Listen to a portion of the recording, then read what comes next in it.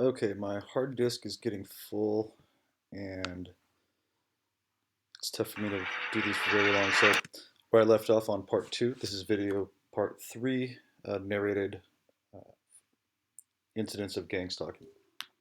So I was just talking about, I have a history of aviation. I love aviation. When I worked at the fire department, I literally lived right next to the runway on the airport property, and I would sit out on the back patio and watch these helicopters and airplanes take off, land, fly over. I loved it. So this is not what I'm complaining about. I enjoy seeing airplanes fly. What I don't enjoy is when I am on a phone call with Jason Goodman or Karen Melton Stewart or Stephen Shellen or somebody that I'm talking to about being targeted, or I'm writing an article, or I just got done posting a video with some proof that this is happening to me. Right when I do that, there'll be these specific times.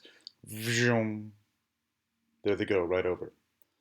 So again, I love aviation. I'm not complaining that these guys are noisy.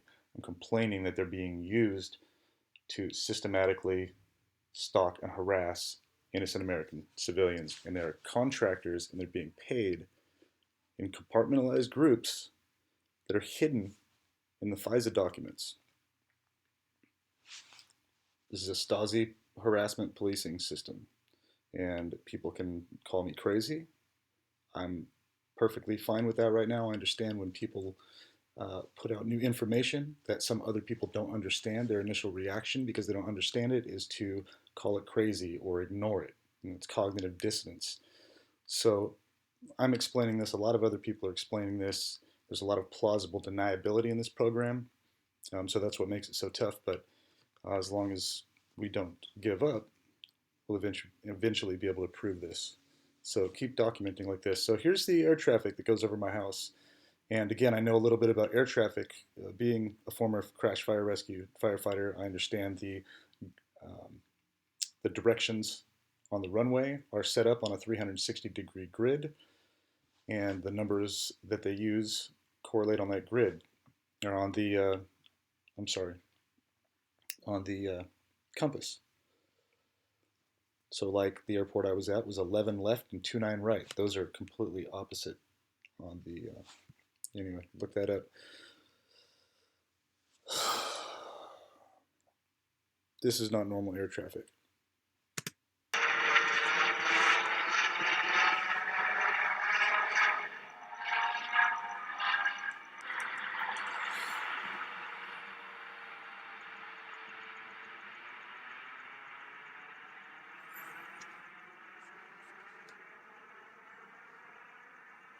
Yard for about 5 minutes, sweeping up some leaves, and I get a direct flyover by this guy.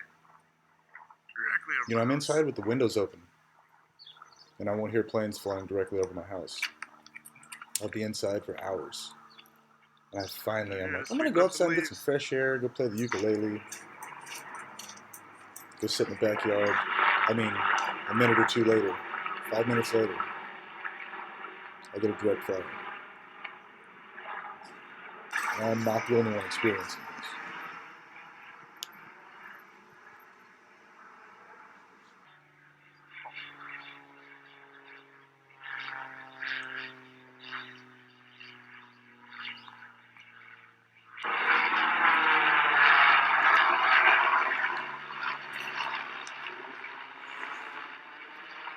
So again, it's not the air traffic that bothers me.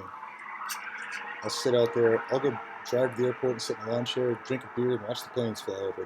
That would be a good time for me. This is different than that. I'm just looking around to see if anybody's around. Hey, wait. I'm gonna look in this truck. Oh, he's got a camera. It's blinking. I'm gonna pretend like I'm walking this way and maybe put my hand in my pocket and look for something.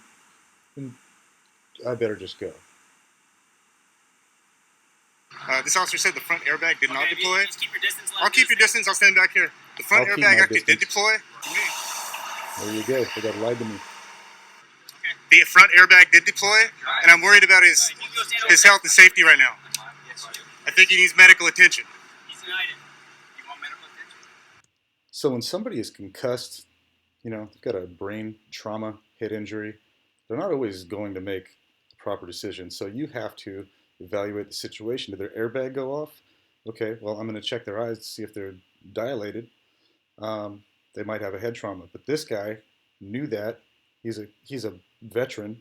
So he's deployed 3 times. He knows that if somebody has a head trauma, that their eyes will dilate. Yet he wanted to make it about is he inebriated or not?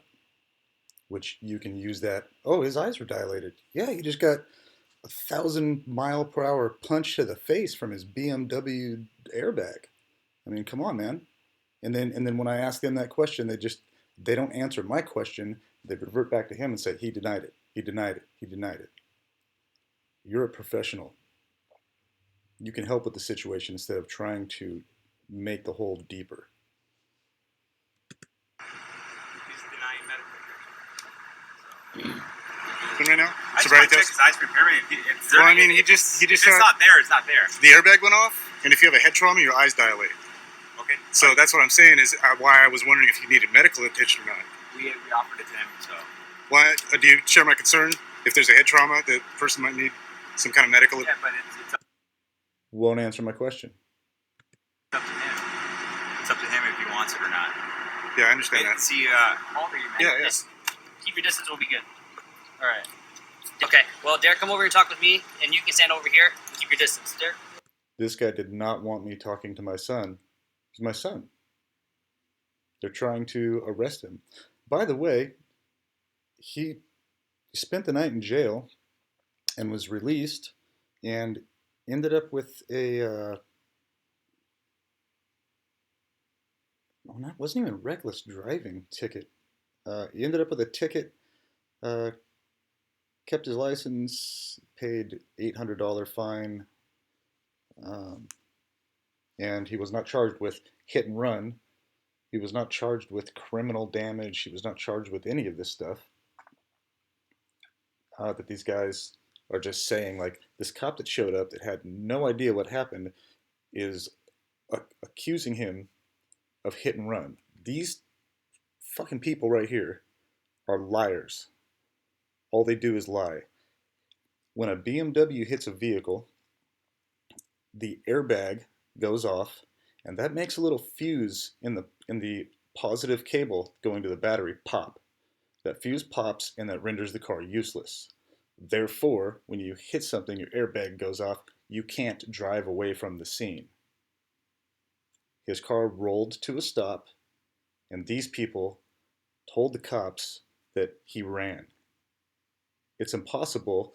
It proves that they're lying, that they were trying to make this worse than it really was. These people are the ones that should be investigated. They're gang stalkers, by the way. These are some of the worst people in the neighborhood, these gang stalkers. And those poor little kids. Yeah, I went to Iraq, 3 tours. Thanks, brother. Appreciate it. I've been right there with you. And that's why I'm talking about harassing you, sir. No. Ever heard of it? No. Never heard of it. Okay, I'm going to give you a couple flyers just so you're aware that it happens. In it, honestly. Foreign Intelligence Surveillance Act. Have you heard of FISA? No? Rod Rosenstein, he's the head of the Department of Justice. Yeah. I'm recording. He's the head of the... Notice how this lady has her phone pointed at me? They always do. They have the burgundy truck parked in front of my house. Why? Whose truck is that? You know, what's the point? Did somebody just drive down in their burgundy truck and they were curious about what was going on? It's never there. Unless somebody's sitting in it with their cell phone, with their lights on, driving away when I go out to the front. But they just, happen to have that. So, cell phone pointing at me, burgundy truck. Department of Justice. He's on trial right now answering questions to Congress. Notice how when I start dropping some facts, some provable facts, and this guy has no idea what I'm talking about, he shuts me off and acts like they're trying to call him so he can go away. Congress about the FISA being used to illegally target American citizens. Okay. Your tax money, everybody's tax money is going into these programs funded under FISA that go into organized community harassment. And I'm just trying to pass the word to you. So, I mean, since you're standing on I have the right to be here too.